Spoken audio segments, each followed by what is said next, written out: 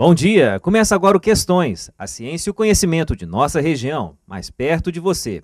Hoje vamos conhecer mais sobre segurança alimentar e nutricional, uma ação importante para garantir a qualidade de vida de toda a população. Acompanhe agora no programa Questões. Assim como acontece em outras cidades, em Divinópolis também existe a agricultura familiar, que é constituída por pequenos e médios produtores agrícolas. Dessa forma, o cultivo e a produção de alimentos têm um grande diferencial no produto final. A agricultura familiar trabalha assim, por ser família, a gente trabalha mais com carinho, com amor. Então assim, a gente produz as coisas mais dentro das qualidades, não usa agrotóxico, né? Se toda a população conscientizasse de que esses produtos que é enlatado, que esses produtos que ficam em gôndolas muito tempo, até mesmo que viajam muito tempo até chegar no consumidor, ele perde muito nutriente, perde vitaminas. Então, acho que com isso melhora a condição de vida do consumidor. Os alimentos produzidos pela agricultura familiar em Divinópolis vão para escolas, feiras, supermercados e mercadinhos da cidade. Hoje tem o PA, só que eu compro, diz ainda não tenho cartão produtor, eu não forneço PA. Né, que é o programa de aquisição de alimento também, que serve de doação simultânea, né, que a prefeitura compra do produtor a preço de varejo e repassa para as entidades. Em todas as nossas cidades que nós estamos, nos municípios que nós estamos, nós adquirimos produtos regionais. Então 100% do nosso produto comprado, 60% é comprado na região e 40% a gente compra no Ceasa ou compra em São Paulo, em outros locais. A gente tem variedade, nós trabalhamos já com um pouco de fruta, temos hoje batatinha, cenoura, beterraba, de folhas nós temos todas as folhas, tem um pouco de mandioca, alho, cebola de cabeça, banana, laranja, milho verde, então é uma variedade de bastante coisa assim, que a gente está produzindo hoje.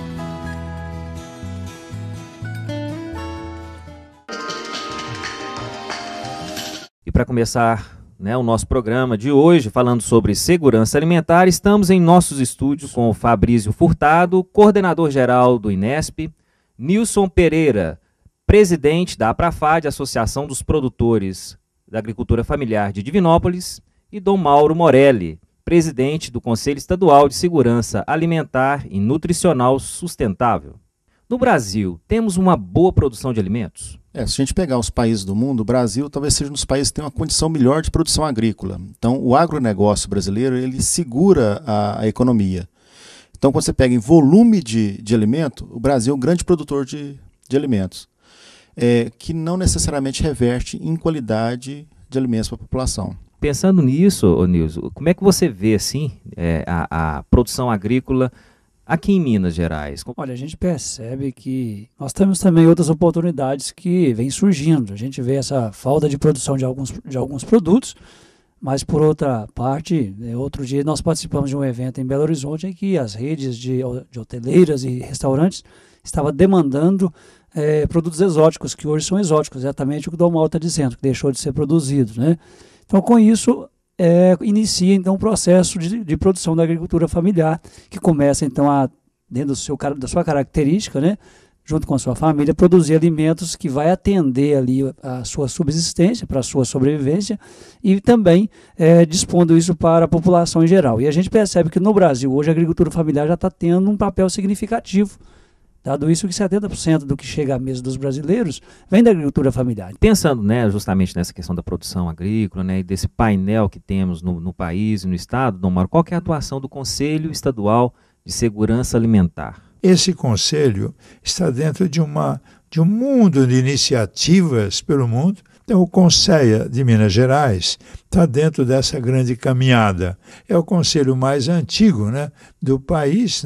Aqui saiu a primeira lei de segurança alimentar. Eu não quero ser muito ousado, eu acho que eu diria quase do planeta. Aqui nós já atingimos um estágio bastante evoluído, eu diria, institucionalmente, juridicamente, Agora, até que as coisas se convertam em verdade e vida lá embaixo, aí é um caminho muito complexo a ser percorrido. Mas eu diria, em Minas Gerais, nós estamos, em termos de teoria, em termos de legislação, né, e até na estrutura do Estado, atingimos um patamar inigualável. Obrigado, Dom Mauro. O programa Questões dá uma pausa e volta daqui a pouco falando mais sobre segurança alimentar e nutricional.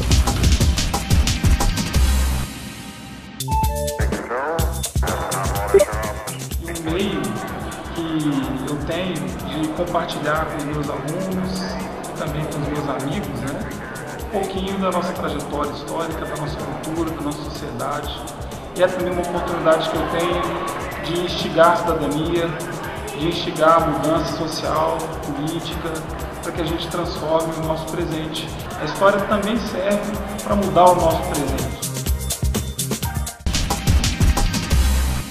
Voltamos com o programa Questões, hoje falando sobre segurança alimentar e nutricional. Como podemos compreender a alimentação como um direito? Muito simplesmente, porque o povo diz assim, saco vazio não para em pé. Não, para você viver, para você trabalhar, para você estudar, você tem que estar alimentado e nutrido. Tirou isso, tirou tudo mais, né? Então é óbvio, né? Temos um grande discurso jurídico, né? A pessoa tem direito a viver.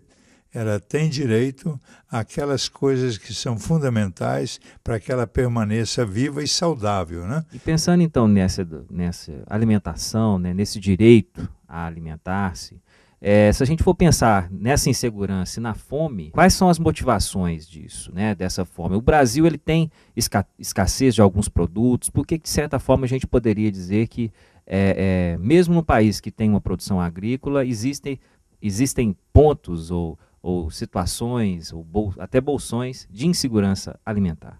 Eu acho que a gente poderia remeter isso à questão da Revolução Verde. O que aconteceu? O que seria a Revolução Verde? Década de 60. Um grande crescimento da produção agrícola baseada em alguns pilares. Uso maciço de defensivos agrícolas, que o pessoal gosta de chamar de agrotóxico, né?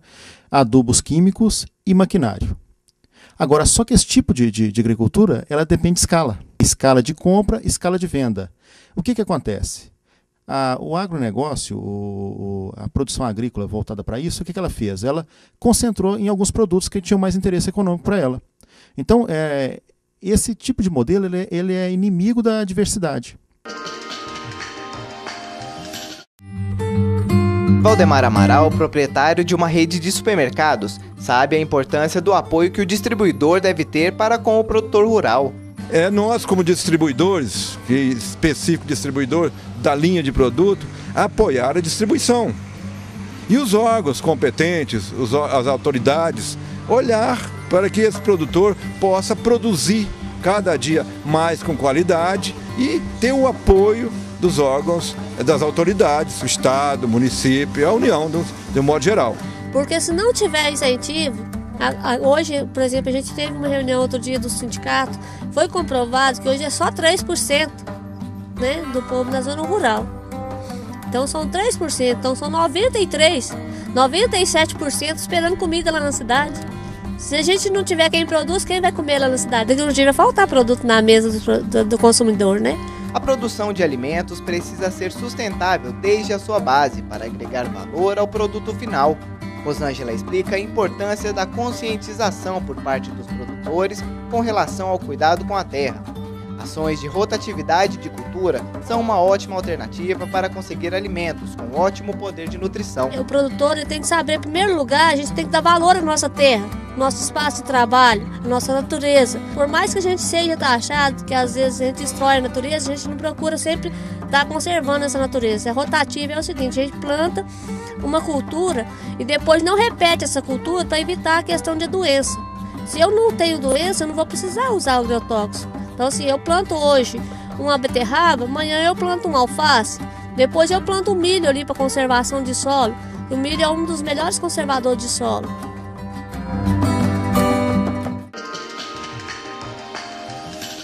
Pensando nisso, Nilson, como você vê isso assim? Por que talvez a alimentação, o alimento, às vezes, não está tão acessível, né, à população?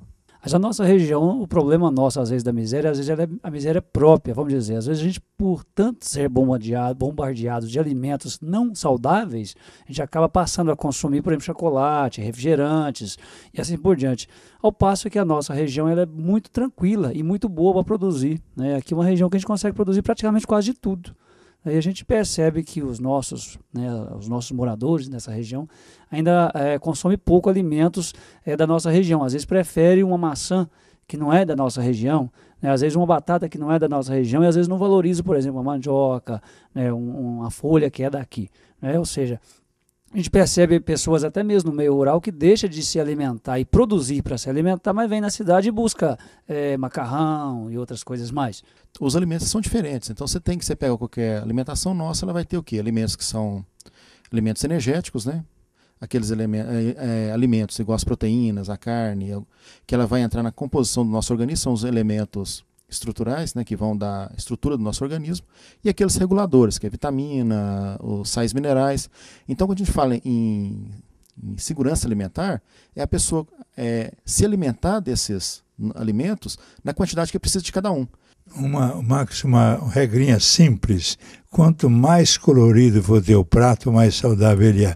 Tem que ter o branco, o preto, o vermelho, o verde, o amarelo. Então a composição do prato colorido é que vai garantir uma boa nutrição. O programa Questões dá uma pausa e volta daqui a pouco falando mais sobre segurança alimentar e nutricional.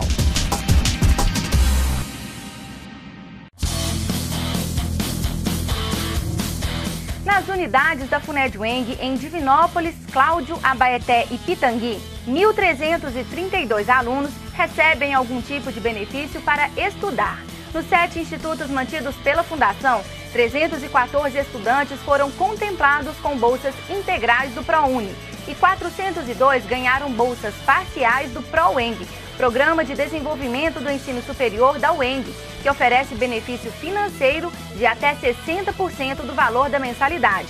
Além disso, a instituição mantém programas próprios que incentivam a permanência do aluno no ensino superior, como o Bolsa Trabalho e o Programa de Incentivo Acadêmico, e bolsas de iniciação científica e de extensão. É por isso que nos institutos mantidos pela FUNED-UENG, educação superior se faz com pesquisa, extensão e ensino de qualidade.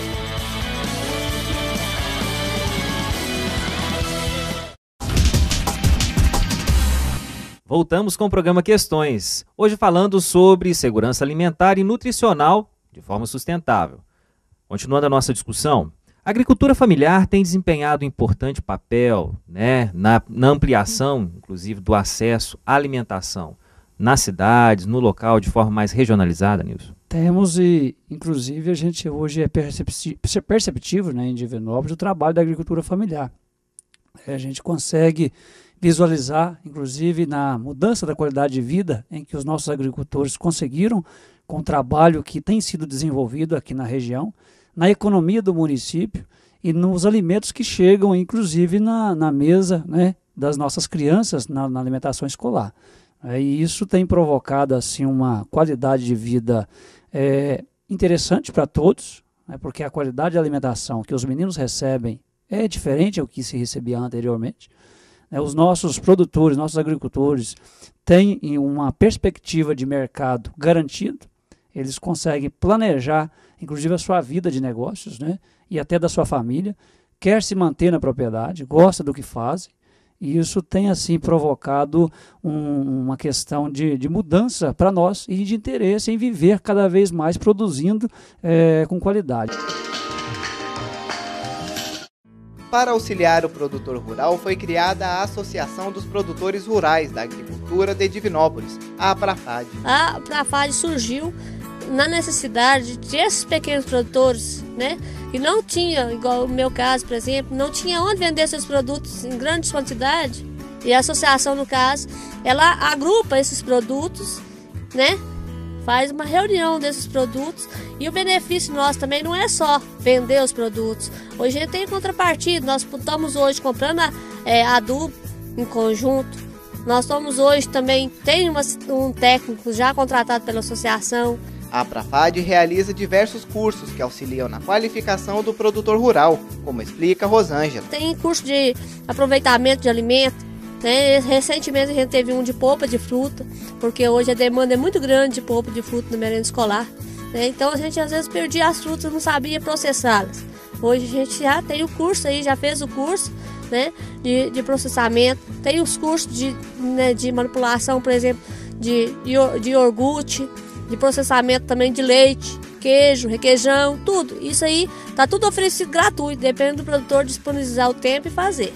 E não é somente a Aprafad que realiza esse tipo de ação, que auxilia na qualificação dos produtores rurais. Para isso, Valdemar explica que sua empresa realiza anualmente um evento para o pequeno produtor rural. E esse evento a gente procura trazer a Emater, procura trazer o Banco do Brasil, procura trazer os sindicatos locais, a Aprafad, para que eles reúnam e busquem solução para os problemas que infringem a área rural. Produzir alimentos de qualidade que possam ser distribuídos para a população demanda muito trabalho e dedicação.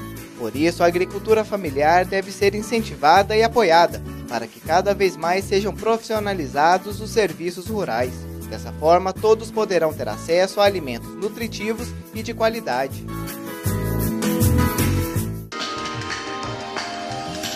Então, Mauro, para o cidadão, então, quem quiser saber mais informações e participar, até mesmo do Conselho, da Comissão Regional, né, ou de repente, até mesmo dos conselhos municipais nas cidades em que existirem, como que ele pode agir? Então, nós procuramos aqui no Estado trabalhar de forma descentralizada. Temos 25 comissões que de fato constituem o Conselho, o Conselho Estadual. Os conselheiros nossos não são representantes de segmentos sociais, são eleitos por região. É importante até a produção de um plano regional de alimentos. Eu estava discutindo ainda ontem, alguns recursos nós precisamos encarregar, fazer aí um processo, não sei se de carta convite, licitação, seja o que for, para produzir um diagnóstico de cada uma das regiões e nós chegarmos a ter um plano regional que atenda às características, né, e favoreça todo esse processo participativo. Aqui em Divinópolis nós temos a sede da Comissão Regional de Segurança Alimentar e Nutricional Sustentável, criada por lei, né? Nessa região. Ela funciona, a base dela é a própria sede da Associação dos Municípios aqui da microrregião de Itapecerica, né? Mas também tem gente dando expediente lá na Casa dos Conselhos, né? Então, vamos trabalhar mais, inclusive em setembro, eu devo convocar um encontro estadual, umas 80 pessoas das regiões, para a gente aprofundar a compreensão da região, a sua vocação, a sua missão e abrir um processo para a produção de planos regionais de segurança alimentar. Divinópolis tem capacidade, a região, é uma região até privilegiada, como o Nilson acentuou, mas tem seus problemas também, né? A mesa do Estado devia chegar um retrato da região à luz desse direito, a sua capacidade de resposta, o que ela produz, né? E quais são as suas demandas também. Obrigado, Dom Mauro. Quero agradecer a presença dos nossos convidados e agradecer a você que nos acompanhou em toda essa discussão. Falamos de um tema muito importante, que está muito próximo de nós, que é segurança alimentar e nutricional de maneira sustentável. Se você quer saber mais informações sobre esse tema, enviar dúvidas ou enviar sugestões, entre em contato conosco. O e-mail do programa é questões@funed.edu.br. Entre em contato também pelas redes sociais, pelo Twitter e pelo Facebook. Acompanhe sempre conosco um tema diferente, falando sobre ciência e conhecimento de nossa região aqui na TV Alterosa.